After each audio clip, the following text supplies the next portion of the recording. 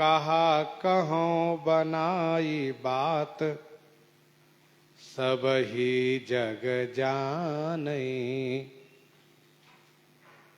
प्रसाद अवज्ञा जान के पानी तजई, तजो एकई निरपति। प्रसाद को अवज्ञा माने अनादर जान करके एक निरपति, एक राजा जगन्नाथपुरी नरेश ने अपनी पानी माने हाथ को तजो माने कटवा दिया। पानी तजो एकई निरपति। हों कहा कहों बनाई बात। हों माने मैं बात बना करके क्या कहूं। हों कहा कहों बनाई बात, सब ही जग जानै। जगत में इस बात को सब कोई जानते हैं। करतई दोना भयो। उसी हाथ को जिसने राजा ने कटवा दिया, उसको बगिया में मट्टी में गाड़ दिया तो दौना नाम के वृक्ष हुआ। करतई दौना भयो, उस हाथ से दौना हुआ, दौना फूल। श्याम सौरभ मन मानई। भगवान श्याम सुंदर को उस दौना की सुगंध बड़ी प्यारी लगती है। 56 भोग तै पहिल, खींच कर्मा को भावै। 56 भोग तै पहिल, खींच कर्मा को भावै। 56 भोग तै पहिल।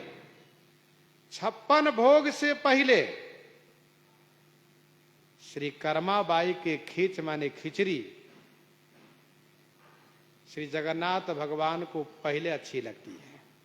अर्थात श्री जगन्नाथ भगवान 56 भोग के पहले प्रातः काल कर्माबाई के नाम से खिचड़ी पहले पाते हैं, तब 56 व्यंजन, 56 भोग। सिलपि लेके कहत कुंवरी, पैहरी चली आवै।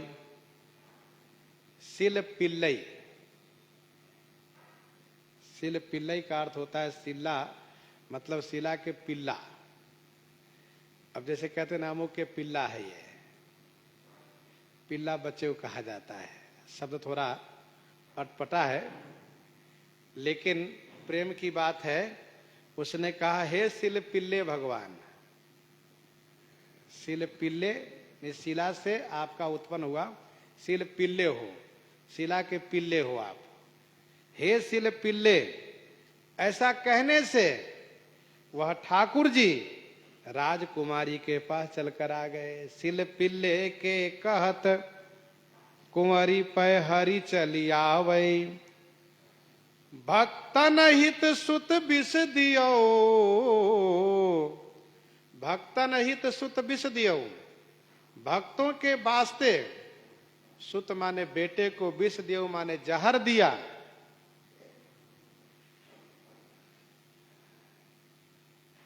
तो भगवान उनकी प्रतिष्ठा रख लिए। भूप नारी प्रभु राखी पति। भक्तों के वास्ते एक रानी ने अपने बेटे को जहर दिया, तो प्रभु ने उनकी प्रतिष्ठा रख ली। ये सब कथा बड़ी मार्मिक है।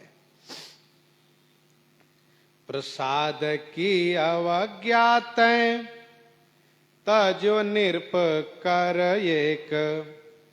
करी के विवेक सुनो, जैसे बात भई है। प्रसाद की अवज्ञा तैं। प्रसाद की अवज्ञा माने प्रसाद के अनादर से। तजो निरप कर एक। एक निरप, एक राजा ने अपने हाथ को परित्याग कर दिया। करी के विवेक, विवेक करके उन्होंने, ज्ञान करके उन्होंने परित्याग कर दिया। सुनो जैसे बात भई है। स्वामी प्रियादास जी कहते सुनिए जिस प्रकार से घटना घटी है।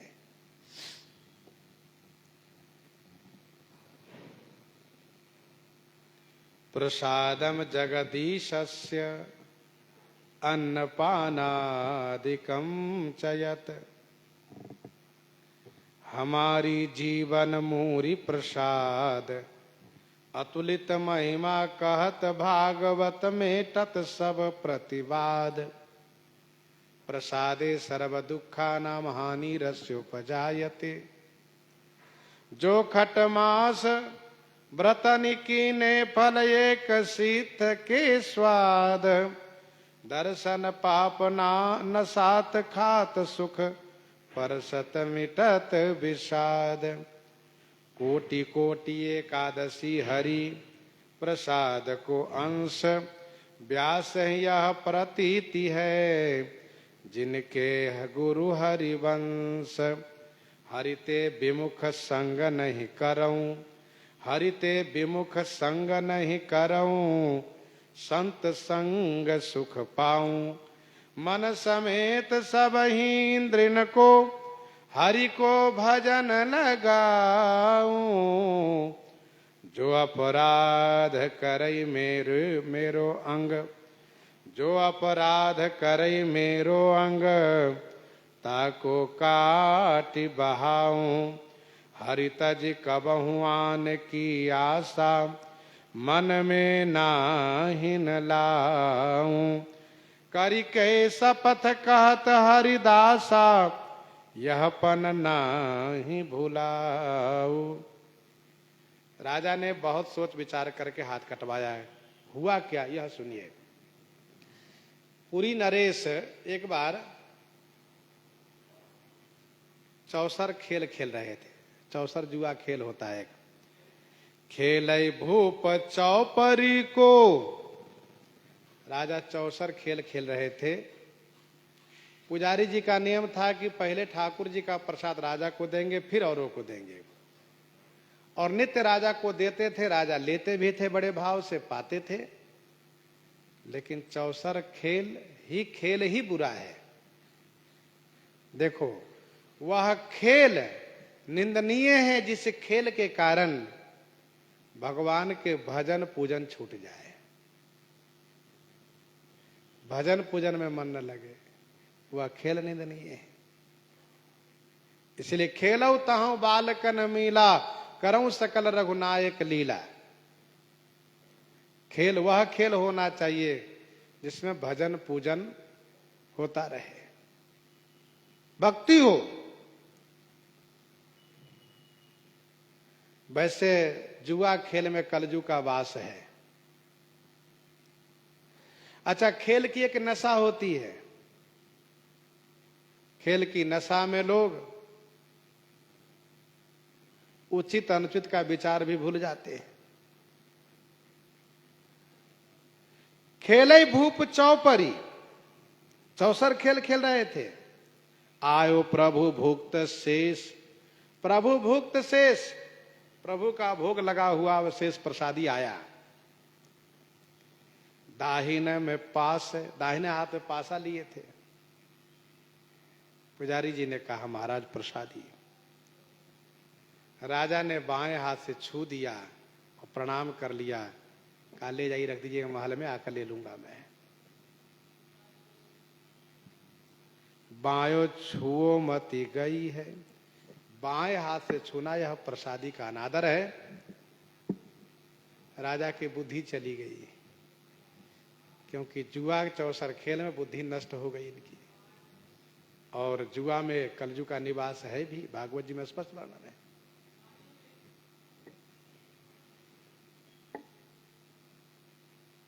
लई गए रिसाई कई फिराए माँ दुख पाए।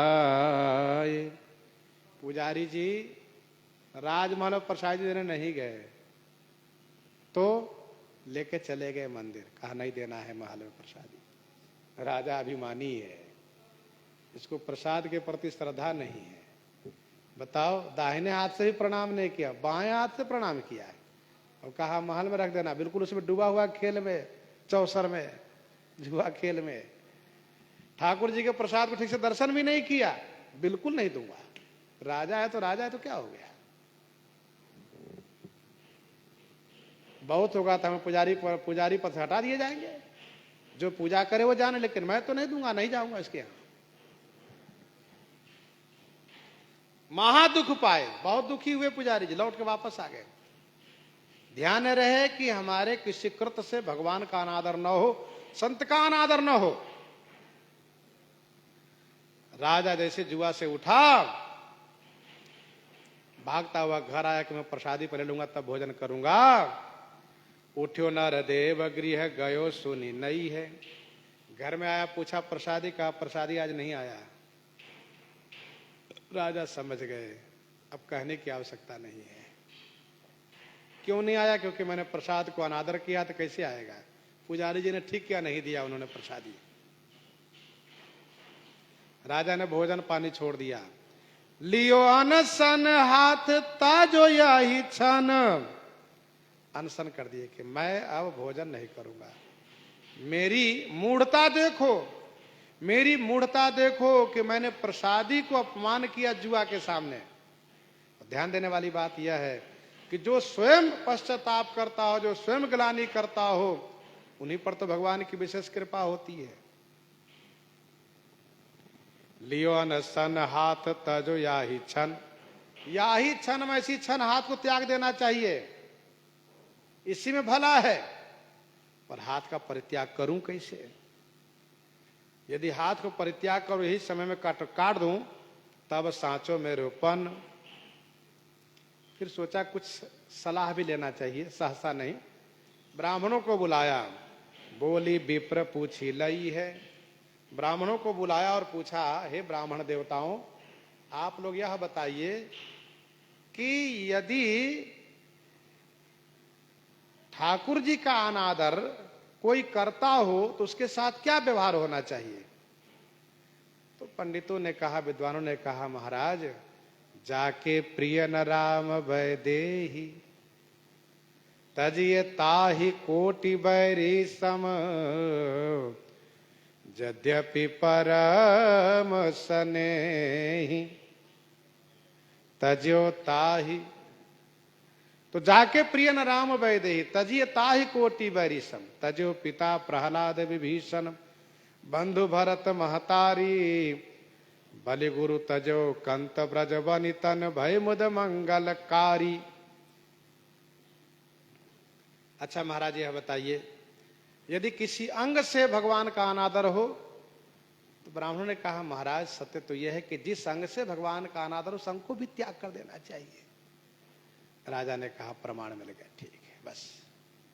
अब ब्राह्मणों को क्या मालूम कि राजा के हाथ से अपराध हुआ, राजा अपने हाथ पर नाराज है।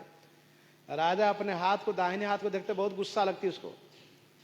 यही हाथ है, जुआ खेलने में लगा रहा, प्रसादी को अनादर किया, इसको रहने नहीं दूंगा।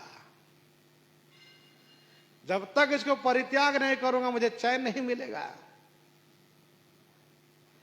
काटई हाथ कौन मेरो, रहो गही मौन याते।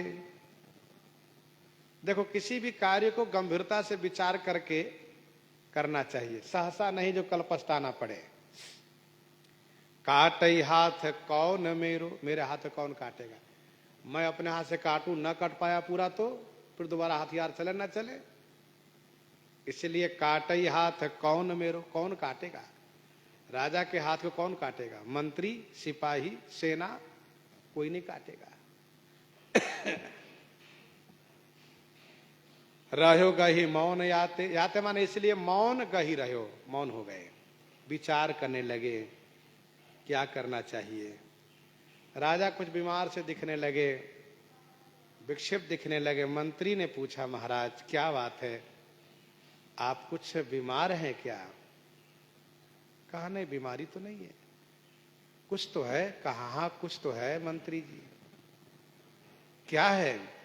पूछत सचिव कथा, बीथा सो विचारिये। मंत्री ने पूछा, तब राजा ने व्यथा की कथा सुनाई। आवे एक प्रेत,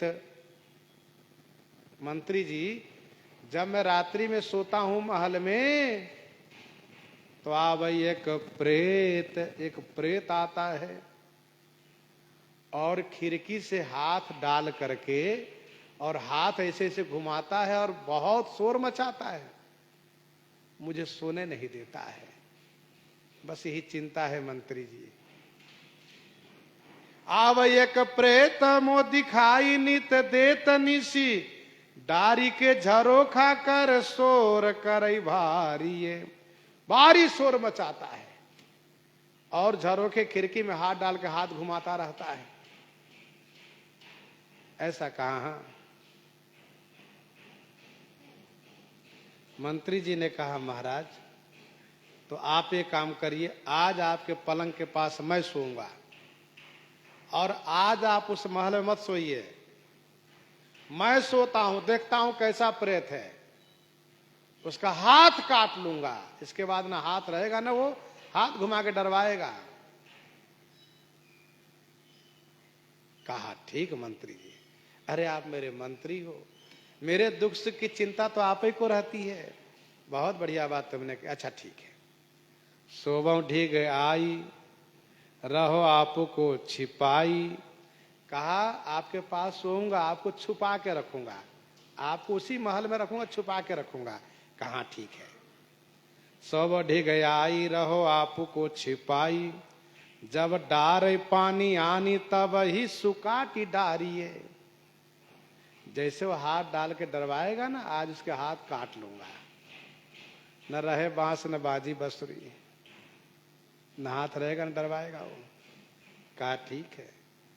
कही नृप भलई, चौकी देत में घुमायो। राजा ने कहा, बहुत अच्छा। कही नृप भलई, चौकी देत में घुमायो भूप। मंत्री जी पहरेदारी में सावधानी पूर्वक देख रहे हैं। इसी बीच राजा धीरे से खिड़की के बाहर हो करके और ऐसा वेश बना करके और खिड़की में हाथ डाल करके और हू करना शुरू कर दिए, शोर मचाना शुरू कर दिए।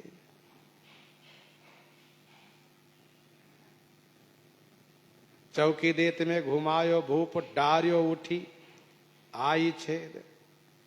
न्यारो की ओ बारी। जैसे हाथ घुमा करके शोर मचाना शुरू किया, मंत्री जी तुरंत सावधान हो गए। आज तुमको मारूंगा, छोड़ूंगा नहीं।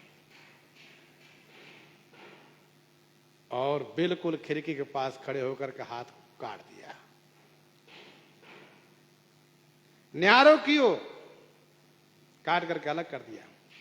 मानो राजा ने अपने आप को ठाकुर जी पर न्यौछावर कर दिया। स्वामी प्रियदास जी कहते हैं, राजा की इस भक्ति पर, प्रेम पर मैं भी अपने आप को निछावर करता हूं। बारिये।